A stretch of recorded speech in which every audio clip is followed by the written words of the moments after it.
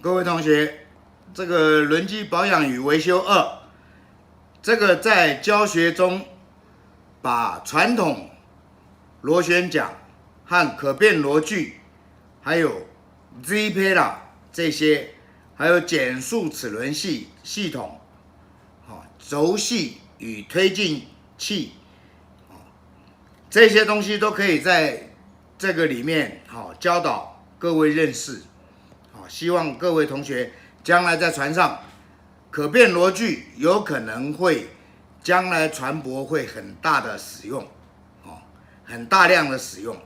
希望大家都能够学会。